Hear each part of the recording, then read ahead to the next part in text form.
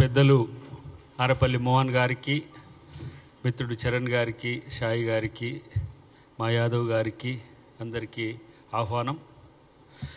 ఈరోజు ప్రత్యేకించి ఈ ప్రెస్ మీట్ యొక్క ఉద్దేశం ఏంటంటే,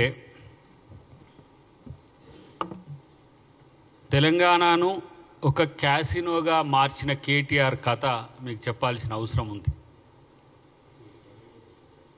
పొద్దుగాలు లేస్తే శుద్ధులు చెప్తున్నాడు కేటీఆర్. ఇవాళ తన మిత్రుడు పోచంపల్లి శ్రీనివాసరెడ్డికి సంబంధించిన ఫామ్ హౌస్లో జరుగుతున్న అత్యాధునిక హంగులతో, నీకు సింగపూర్లో, గోవాలో, నేపాల్లో, లేకపోతే థాయిలాండ్లో ఇంకేముంటాయి ఇట్లాంటి క్యాసినోలు నడిపి, శ్రీలంక, ఇట్లాంటి వాటిల్లో ఎక్కడ దొరకని కోళ్ళ పందాలు లాంటివి కూడా మీకు, పెరుగు కూడా నట, ఎక్కడ దొరకని కోళ్ళ పందాలు కూడా మీకు ఇక్కడ అత్యధిక సంఖ్యలో పాల్గొనడానికి చౌక ధరలో దొరకబడుతుంది. అది కేటీఆర్ మిత్రుని ఫామ్ హౌస్లో. ఈరోజు ఆయనకు నోటీసులు కూడా పంపించినట్టుంది పోచంపల్లి శ్రీనివాసరెడ్డి గారికి. A1గా తను ఉన్నాడు. ఆయన ఎవరు అంటే కేటీఆర్ మిత్రుడు. పెద్దల సభకి ఎన్నికైన ఎమ్మెల్సీకి సంబంధించిన ఫామ్ హౌస్లో ఇంత పెద్ద ఎత్తున అసాంఘిక కార్యక్రమాలకు నిలువుగా ఉంటే వీళ్ళు మాట్లాడితే పొద్దుగాలు లేచి నీతులు చెప్తూ ఉంటారు. కేటీఆర్, హరీష్ రావు, ఇక అప్పుడప్పుడు ఆయన ఆ గూట్లకెళ్ళి బయటికి వెళ్ళి కేసీఆర్కు చిలుక పలుకులు పలికి చీకట్లో ఒకసారి, మధ్యాహ్నం ఒకసారి, మార్నింగ్ ఒకసారి పలికిపోతుంటారు. నేను అంటున్నా, మా ప్రభుత్వానికి కూడా విజ్ఞప్తి చేస్తున్నా, దీనికి సంబంధించిన అంశంలో నిజానిజాలు ప్రజలకు తెలియాల్సిన అవసరం ఉంది. ప్రత్యేకించి కేటీఆర్ ఈ రాష్ట్రాన్ని అధోగతి పాలు చేయడానికి చేసిన చర్యలు ఏవైతే ఉన్నాయో అవి మనం చెప్పుకోవడానికి కూడా ఇబ్బందికరంగా అయ్యే పరిస్థితులు వచ్చినాయి. వాళ్ళ బామ్మార్ది ఇంట్లో పార్టీ అవుతుంది, దాంట్లో కొకాయిన్ దొరుకుతుంది. కొకాయిన్ దొరికితే ఎట్లా మాట్లాడుతున్న వాళ్ళంటే, అరే పార్టీ చేసుకుంటే ఇంత డ్రగ్స్ తీసుకోరానండి అన్నట్టుగా మాట్లాడుతున్నారు.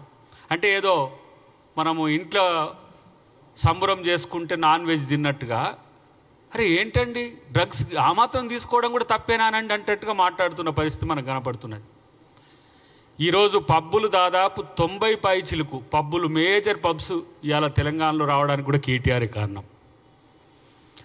అప్పుడు ముఖ్యమంత్రి గారు బాగా నాకు గుర్తుంది, సే నో టు డ్రగ్స్ అని చెప్పి మనం వైట్ ఛాలెంజ్ తీసుకుందామని చెప్పి ఛాలెంజ్ చేసిరితే ఆయన పరువు నష్టం దావా కింద హైకోర్టుకు పోయిన చరిత్ర.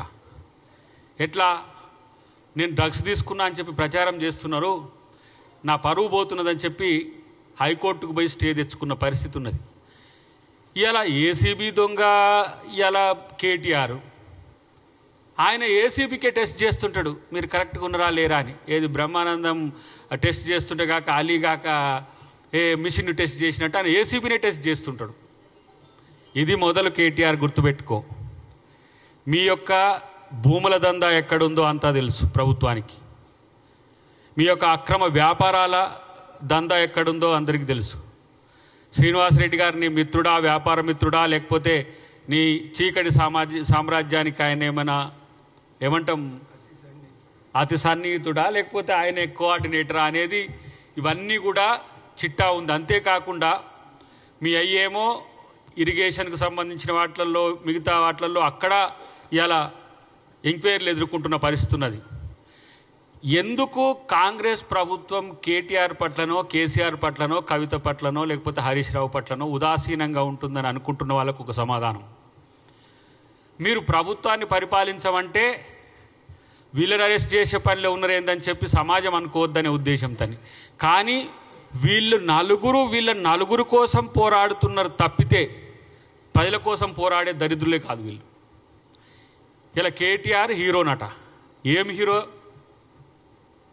హీరో అంటే నువ్వు ఇగో క్యాసినో హీరో. నువ్వేం హీరో అంటే కోళ్ళ పందాలు. సిగ్గున్నాదిరపై మీకు కనీసం. కోళ్ళ పందాలు ఆంధ్రలో సైతం సంక్రాంతికే ఆడుకునే కల్చర్ ఉన్నది. ఎక్కడైతే దాని నేటివ్ ఉందో, మన పక్కన ఉన్న రాష్ట్రం, మనం అందరం కూడా కోళ్ళ పందాలంటే అందరం కూడా ఉమ్మడి ఆంధ్రప్రదేశ్లో సంతోషపడ్డ వాళ్ళం. సరే, దానికి కోడి కత్తులు కట్టి అదొక హింసాత్మక సంఘటన చేసి అది పోలీసులు చూసుకుంటారు. కానీ ఆ దసరా పండుగ ఒక ఎత్తు తెలంగాణలో జరిగితే సంక్రాంతి పండుగను కూడా ఆంధ్రలో జరిగేదాన్ని మనం అందరం కూడా సంతోషంగా చేసుకునే చరిత్ర ఉంది. కానీ సంక్రాంతికి ప్రజలు ఆడుకునే సంబురాన్ని కూడా కమర్షియల్ చేసి పడేసి 2 years నుంచి దందా నడుస్తుంది. వీళ్ళ టీఆర్ఎస్ ప్రభుత్వం హయాంలో ఇచ్చిన పర్మిషన్స్ ఇవన్నీ కూడా. వెనుకటికి సన్బర్న్ పేరు మీద ఒక ఈవెంట్ ఇక్కడ జరిగేది, అది మొత్తం నంగా ఆటల ఆట. దానికి పర్మిషన్ ఇచ్చింది కూడా ఇప్పుడున్న ఈ కేటీఆర్, అప్పుడు మున్సిపల్ శాఖ మంత్రి. ఇప్పుడు ఈ చుట్టుపక్కల ఉన్న చిన్న చిన్న చెరువులు, చిన్న చిన్న వాటర్ బాడీస్ని అంతా కూడా నీ అనుయాయులకు కబ్జా చేస్తుంది. 2014, 2024 చిత్రపటాన్ని బట్టి గారు స్పష్టంగా చూపించిన పరిస్థితి మనకు కనపడ్డది. మరి కబ్జాలకు కారణం మీర్రా నాయన అని చెప్పి హైడ్రా తెస్తే, మూసీలో ఈరోజు అక్రమాలు చేస్తుందని చెప్పేసి ఇక్కడ తనకున్న సోకాల్డ్ ఎవరైతే ఒక 100 ఎవరో ఉన్నారట ఇన్ఫ్లుయెన్సర్స్ సంథింగ్, వాళ్ళంతా పొద్దుగా లేస్తే 11 గంటల నుంచి 9 గంటల వరకు వాళ్ళు వార్తలను ఫ్లేడప్ చేయడమేనట. ఇగో ఈ దొంగలకు నాయకుడు ఎవరు, దొంగలకు హీరో ఎవరు అంటే కేటీఆర్. వాళ్ళ అయ్యేమో వాళ్ళ బావో బామ్మార్దో వాళ్ళిద్దరు తేల్చుకొని వాళ్ళిద్దరు ఇట్లా హీరో ఎవడైతే వాడు చూసుకుందాంలే తర్వాత అని చెప్పి ఆయన అప్పుడప్పుడు బయటికి వెళ్ళి కూస్తూ ఉన్నాడు. నేను అంటున్న కేటీఆర్, ఈరోజు దొంగలు నీతులు చెప్పే అవకాశం ఉండదు. అసలు మీకు ఏమైనా ఏమంటాం దాన్ని, సారా అమ్మి బయటకు వచ్చి జైలు నుంచి బయటకు వచ్చి చేయి తెలంగాణ అని అలా చెల్లి అంటది. అవినీతి అక్రమాలు చేసి ఏసీబీ బయటకు వచ్చి జై తెలంగాణ అంటారు. అసలు మీకు జై తెలంగాణ అనే ఆ నైతిక హక్కు ఎక్కడిదిరా బాబు మీకు? మీ పార్టీ పేరేంది? మీ పార్టీ పేరు భారత రాష్ట్ర సమితి. తెలంగాణను మేము మొత్తం డెవలప్ చేసినాం, మేము తెలంగాణను మొత్తం మేమే అభివృద్ధి చేసినామని చెప్పుకొని భారత రాష్ట్ర సమితిని మార్చుకొని గుణాత్మకమైన మార్పు కొరకని ఢిల్లీకి పోయినారు. మీరు ఢిల్లీలో ఆఫీస్ పెట్టుకున్నారు, మళ్ళీ వీడికి వచ్చి జై తెలంగాణ అంటున్నారు. తెలంగాణను దోచుకున్న దొంగలుగా తెలంగాణ ప్రజలు మిమ్మల్ని గుర్తిస్తారు తప్పితే, ఇంకా మీరు తెలంగాణలో వచ్చి రాజకీయాలు చేస్తాము, తెలంగాణలో వస్తే మేము ఇగో ఏదో చేయబోతాము ఒకడు అంటాడు, ఇక వచ్చేది మనదే ఇక రేపే అంటాడు. ఇలా నేను అంటున్న ఒక మాట, మీ నుంచి మీ ఎమ్మెల్యేలు 10 మంది ఎందుకు పక్కకు పోయినరో కనీసం మీరు ఎవడైనా మీరు ఆత్మపరిశీలన చేసుకుంటుండ్రా? మీ అయ్యబోయి ఫామ్ హౌస్లో పడతాడు, మీరేమో ఈ డ్రగ్స్ ఇట్లాంటి వ్యాపారాలలో ఉంటారు. మీ వ్యాపార అభివృద్ధి కొరకు మీరు రాజకీయాలు చేస్తుంటే మీ ఎమ్మెల్యేలు మీతో ఎందుకు ఉండాలి? తెలంగాణ ప్రజలు మీ కొరకు ఎందుకు ఉండాలి? తెలంగాణ మేధావులు ప్రజా సంఘాలు మీతో ఎందుకు ఉండాలి? ఇది ఆలోచించుకోండి. ఊకనే కాంగ్రెస్ పార్టీకి రేవంత్ రెడ్డి గారికి పట్టం కట్టలే. మీ యొక్క దొంగతనాలు, మీ యొక్క అక్రమాలు, మీ యొక్క దోపిడీలు, మీ యొక్క తెలంగాణ ప్రజల్ని వంచే తీరును బట్టే ఇలా కాంగ్రెస్ పార్టీకి అధికారం ఇచ్చింది. ఎందుకంటే తెలంగాణని ఇచ్చింది కాంగ్రెస్ పార్టీ అని నమ్మిండ్రు కాబట్టి. కేటీఆర్ ఇలా నీ 100 మందితోనో 100 మాగదులతోనో తీసుకొని సోషల్ మీడియాలో నాకు అనిపిస్తారే, మీరు 9 సంవత్సరాలు చేయలేని రుణమాఫీని 21,000 కోట్లు ఇప్పటికి మేము గ్రౌండ్ చేస్తే మీ అయ్యేలాగా పంజాబ్ రైతులకు ఇయ్యలే, కర్ణాటక రైతులకు ఇయ్యలే, మహారాష్ట్ర రైతులకు ఇయ్యలే, తెలంగాణ రైతులకు 21,000 కోట్లు ఇస్తే దరిద్రులారా కనీసం హర్షించే యొక్క నోరు లేకపోయా మీకు. మళ్ళీ పైగా రైతు రుణమాఫీ కాలే, రేవంత్ రెడ్డి ఊరికి పోయి అడుగుదాంపా, లేకపోతే ఆడికి పోయి అడుగుదాంపా, నీ సిరిసిల్ల పోయి అడుగుతాంపా, నీ సిద్దిపేట పోయి అడుగుతాంపా, ఒక 10-15 గొట్టాలను పెట్టుకుని అలకాడికి పోయి మీ టీఆర్ఎస్ వాళ్ళతో మాట్లాడిపించుకుంటూ కాలేదంటారు. మరి 21,000 కోట్లు ఎవరికి ఇచ్చిండ్రు? మీరు ఒప్పుకున్న రైతు బంధును మేమిచ్చినాం. మేము అనుకుంటున్న రైతు భరోసాని కష్టాలుగా పడి ఈరోజు రైతు భరోసాని ఇస్తున్న పరిస్థితి. 60,000 కోట్ల పైచిలకి ఇలా రైతు కమ్యూనిటీకి ఈ ఒక్క సంవత్సరంలో ఇచ్చిన పార్టీ ఇలా కాంగ్రెస్ పార్టీ, కాంగ్రెస్ ప్రభుత్వం. మేము ఏనేంది ఫ్రీ బస్ ఇచ్చినామంటే లేదు ఆటో వాళ్ళకి నష్టమైందంటారు. ఆటోలు వేసుకొని తిరుగుతాడు కేటీఆర్. ఏది మొత్తం ఈవెంట్ మేనేజ్మెంట్ చెట్టు ముందు ఒక కెమెరా వెనుకొక కెమెరా పెట్టి. మీ పార్టీ పాలసీనా చెప్పండి, ఒక నిర్ణయం తీసుకోండి. మహిళలకు ఫ్రీ బస్ ఇవ్వడం అనేది మేము వ్యతిరేకిస్తున్నామని చెప్పి పార్టీ నిర్ణయంగా చెప్పండి. ఇలా మహాలక్ష్మి బస్సుల పేరు మీద పెద్ద ఎత్తున మహిళలకు ఇలా రవాణా సదుపాయం కలుపుతుంటే ఓర్వలేని పరిస్థితిలో మీరున్నారు.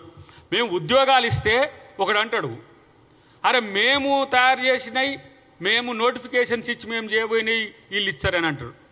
ఇలా ఎన్ని టీచర్లకు సంబంధించి కానీ ఇతరత్ర గ్రూప్ 1 నుంచి గ్రూప్ 4 వరకు మేము ఎగ్జామ్స్ కండక్ట్ చేసినాం. కొత్త కమిషన్ ఏర్పాటు చేసి 56,000 పైచులకి ఇలా ఉద్యోగాలు ఇస్తే ఉద్యోగాలు లేవంటారు ఒక్క సంవత్సరంలో. కాబట్టి ఇదంతా కూడా కేటీఆర్ ఏదో నాకు అనిపిస్తుంది హీరో కావడానికి జీరో పనులు చేస్తే హీరోలు కారురా నాయన, గుర్తుపెట్టుకో. మీ అయ్యకున్న పలుకుబడి పేరు మీద, మీ అయ్యకున్న పేరు మీద నిన్ను మంత్రిని చేసిండు, ఎమ్మెల్యేని చేసిండు, మీ చెల్లెను ఎంపీని చేసిండు, ఎమ్మెల్సీని చేసిండు, మీ బావగారిని ఆయన ఎమ్మెల్సీ కాకుండా మంత్రిని చేసిండ్రు. కాంగ్రెస్ చేసింది మాతో కలిసి ఉన్నందుకు. ఏండ్ల తరబడి కొట్లాడినా ఎమ్మెల్సీలు ఎమ్మెల్యేలు ఎంపీలు కూడా కావట్లే. ఆయాచితంగా ఉచితంగా తెలంగాణ ఉద్యమకారుల యొక్క రక్తాన్ని పెట్టుబడిగా పెట్టి మీకు పదవులు ఇచ్చిండ్రు. మీరు తెలంగాణ ప్రజల రక్తం పీల్చిన ఒక రాక్షసులు మీరు. ఇలా కేటీఆర్ దానికి వారసునిగా నువ్వు ఉంటుంటే కబడ్దారు. ఇలాంటి పిచ్చి చర్యలు మానుకోండి, నిర్మాణాత్మకంగా ప్రశ్నించండి. మీ ప్రశ్నలో ఏ వ్యాలిడిటీ ఉన్నా ప్రభుత్వం స్వీకరిస్తుంది, కాంగ్రెస్ పార్టీ దాన్ని అనుసరిస్తుంది. ఎందుకంటే ప్రతిపక్షంగా మీకు ఒక హోదా ఇచ్చిండ్రు.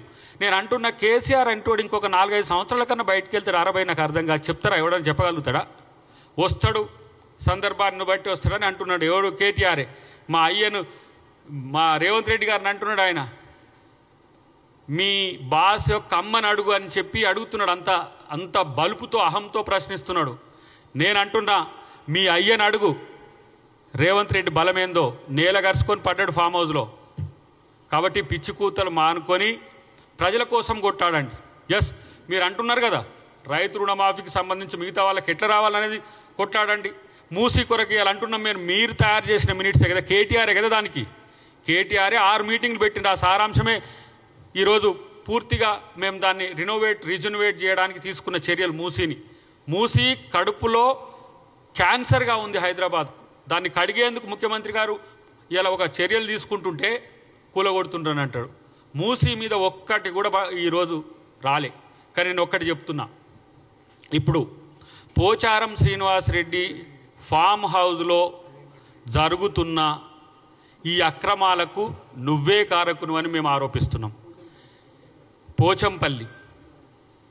పోచంపల్లి శ్రీనివాసరెడ్డి ఫామ్ హౌస్లో జరుగుతున్న అక్రమ దందాలకు కేటీఆర్ఏ బాధ్యుడని మేము ఆరోపిస్తున్నాం. ఇది కాదని నిరూపించుకో. నీ యొక్క అండ లేకపోతే ఇంత స్థాయిలో 2 సంవత్సరాల నుంచి గోవా లేదు, నేపాల్ లేదు, శ్రీలంక లేదు, థాయిలాండ్ లేదు, ఎక్కడ లేదు. అందరూ హైదరాబాద్లోనే. నీ ఫ్రెండ్ ఫామ్ హౌస్లోని ఇలాంటి అక్రమాలు చేసిన నువ్వు శిక్షార్హునివి. ప్రభుత్వం దీని మీద పూర్తి ఎంక్వైరీ చేసి తగు చర్యలు తీసుకోవాల్సిందిగా మేము ప్రభుత్వానికి విజ్ఞప్తి చేస్తున్నాం.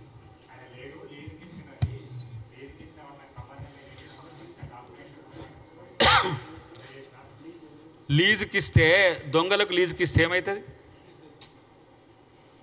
ఇప్పుడు ఒక ఆయన వచ్చి బాంబులు పెట్టుకుంటా సార్ దీంట్లో అంటే లీజుకి ఇచ్చేస్తావా? రెండవది, జన్వాడ ఫామ్ హౌస్ కూడా లీజుకే ఇచ్చిండు ఆయన. మరి జన్వాడ ఫామ్ హౌస్ నాది అని చెప్పేసి అప్పుడున్న ఎంపీగా ఉన్న మా పీసీసీ ప్రెసిడెంట్గా ఉన్న రేవంత్ రెడ్డి గారు డ్రోన్ సెగ్రిగేషన్ అని తీసుకుపోయి అరెస్ట్ చేసి జైల్లో పెట్టిండు కదా. మరి ఇప్పుడు లీజుకు పోయింది. అది దొంగతనం చేసేది మీరు, లీజుల వల్ల దొంగతనం. మరి ఆయన చెప్పమని ఆ లీజుకి ఇచ్చిన ఆయన ఎవరో? నేను గిందుకే తీసుకున్నా సార్. ఇప్పుడు లీజుకి ఇచ్చేటోడు ఏ పర్పస్ కొరకు తీసుకుంటారో ఆశిస్తారు. కానీ ఇలా మేము ఇగో కోడి పందాలు పెట్టుకుంటానికి, క్యాసినో గుట్కాలు అమ్మితానికి, లేకపోతే ఇగో ఇట్లాంటివి చేసడానికి అడిగిందని చెప్తాడు ఆయన. ఇవన్నీ కూడా తప్పించుకోవడానికి చెప్పే ఎత్తుగడలు. అతి ప్రమాదకరమైన సమస్య ఏంటంటే, ఒక ప్రైవేట్ సర్వే, అది ముఖ్యమంత్రి గారి దృష్టికి కూడా తీసుకుపోయే పరిస్థితి తెస్తాం ఇప్పుడు. ఎందుకంటే మ్యాక్సిమం యూత్, రూరల్ యూత్. ఆయన నన్ను కొంచెం ఏమంటారు వ్యంగ్యంగా చెప్పిండు ఆ పెద్ద ఆయన. ఏమన్నాడు? అరే మీరు ఉచిత పథకాలు ఇచ్చితే తీసుకుంటానికి జనమేడ బతుకుంటారు రా బాబు. యూత్లో 30 నుంచి 40% మంది గాంజా ఇట్లాంటి డ్రగ్స్ వ్యసనాలకు పోయి ఫస్ట్ ఎరాడికేట్ చేయండి అని చెప్పేసి చెప్తున్నాడు ఒక పెద్ద ఆయన, ఊరి మారుమూల ప్రాంతంలో ఉండేటోళ్ళు. అందుకని మా ముఖ్యమంత్రి గారు దీన్ని గుర్తెరిగే సే నో టు డ్రగ్స్ అని చెప్పేసి ఒక పెద్ద ఎత్తున క్యాంపెయినే దాని మీద చేసిండు. అట్లాంటి వారికి మీ ప్రతిపక్ష నాయకులు చేయండి రా బాబు. ఇప్పుడు ఆ ప్రభాస్ చేస్తున్నాడు, కొంతమంది మిగతా సినిమా లేకపోతే ఇతర సెలబ్రిటీస్ చేస్తున్నారు. అట్లాంటికి చేసేది లేదు. పొద్దుగాలు లేస్తే ముఖ్యమంత్రి చేసే పనులను విమర్శించడం తప్పితే మరొకటి కాదు. ఇది పక్కా మాకున్న సమాచారం వరకైతే ఆయన పోచారం శ్రీనివాసరెడ్డి గారిది అనేది మనకు పోచారం శ్రీనివాసరెడ్డి గారి పోచంపల్లి శ్రీనివాసరెడ్డి గారిది అని అసలు ఆయన గుర్తే లేడు. కానీ మా దందాలు మాత్రం మస్తు దీంతో కలిసి కేటీఆర్తో కలిసి చేసిన మాత్రం గుర్తున్నది.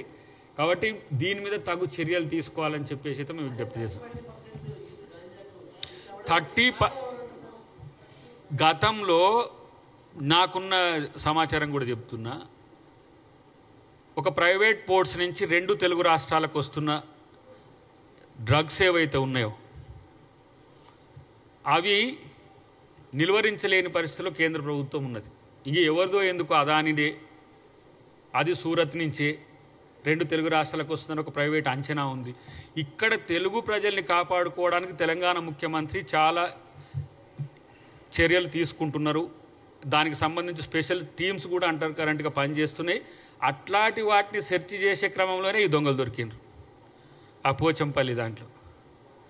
కాబట్టి ఇవి ప్రభుత్వం కానీ ప్రజలు కానీ వీటిని వాచ్ డాగ్ లెక్క ఉండండి, ప్రభుత్వానికి సమాచారం చేరవేయండి. ఎందుకు ఈ మాట అంటున్నా అంటే, యూతే నిర్వీర్యమైన తర్వాత తెలంగాణ ఎవరి కోసం అనే ఆలోచన కూడా జరుగుతుంది. అన్నిటికంటే ముఖ్యంగా ఈ దందాలకంతా కేర్ ఆఫ్ అడ్రస్గా కేటీఆర్ ఉన్నాడు. ఫస్ట్ ఇది చూసుకో, నీ వెనుక ఉన్న గురువింద చందాన మాట్లాడకు, నీ వెనుక ఉన్న బ్లాక్ను ఫస్ట్ చూసుకో. చాలా అంశాలు నీ వైపే వేళ్ళెత్తి చూపుతున్నాయి. ఇప్పుడున్న సమాచారం, భవిష్యత్తులో ఇంకా ముందుంది ముసళ్ళ పండుగ, ఎందుకు తొందర? కాబట్టి ఒక హెచ్చరిక లాంటి సూచన మిత్రుడు కేటీఆర్. ఇట్లాంటివి తెలంగాణ సమాజం అంగీకరిస్తుంది.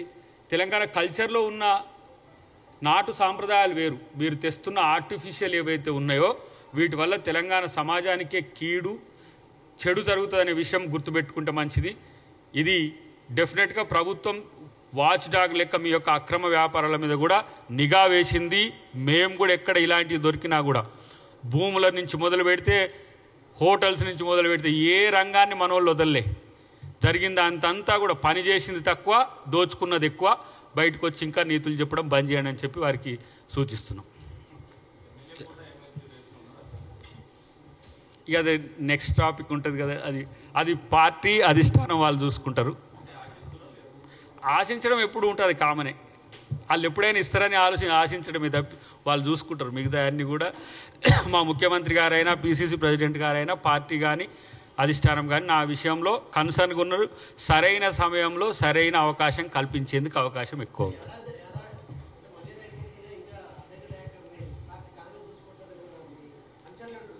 ఇప్పుడు నేనేమంటున్నా అంటే, పని చేయడం వరకే నా పని చూసుకునే పని మా పెద్దోళ్ళు చూసుకుంటారు. కాబట్టి దాని విషయంలో ఆ రోజే 2023 నేను డిక్లేర్ చేసిన పార్టీ నిర్ణయాన్ని శిరసావించడం మాత్రమే అద్దంకి దయాకర్ ఒక కార్యకర్తగా చేసే పని.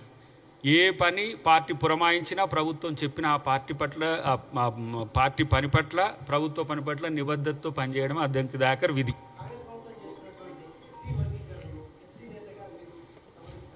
ఇప్పుడు అది నాకు తెలిసి దేశవ్యాప్తంగా మొట్టమొదటి రాష్ట్రం ఇది. వర్గీకరణ సంబంధించి చట్టం చేసిన రాష్ట్రం మొట్టమొదటి. ఆంధ్రప్రదేశ్ కూడా ఈ విషయంలో ముందు చంద్రబాబు నాయుడు గారే ఉన్నా కూడా ఇప్పటివరకు అక్కడ ఉలుపు లేదు, కదలిక లేదు.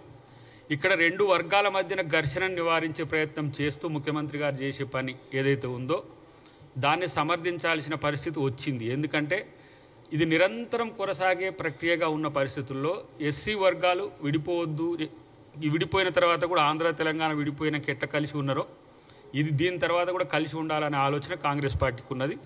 అది పార్టీ విధానం కాబట్టి దాన్ని అనుసరించాల్సిన బాధ్యత అందరికీ ఉన్నది. ఆ విషయంలో మందకృష్ణ గారు కూడా ఈ మధ్య కలిసిండ్రు ముఖ్యమంత్రి గారిని. ఏవైనా చిన్న చిన్న సమస్యలు ఉంటే వాటిని పరిష్కరించుకోవచ్చు అంతే. దానివల్ల రేపు మంచిగా ఇరు వర్గాలు కలిసి ఉండే ఒక ప్రక్రియకే కాంగ్రెస్ పార్టీ ప్రయత్నం చేస్తుంది.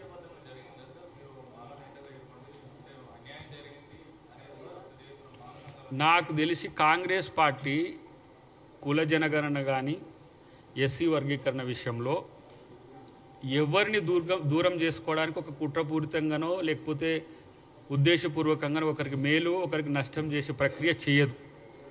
శాస్త్రీయంగానే ఉన్న లెక్కల ఆధారంగానే చేయడానికి ఎక్కువ అవకాశం ఉన్నది. దాన్ని ఎవరైనా మీరు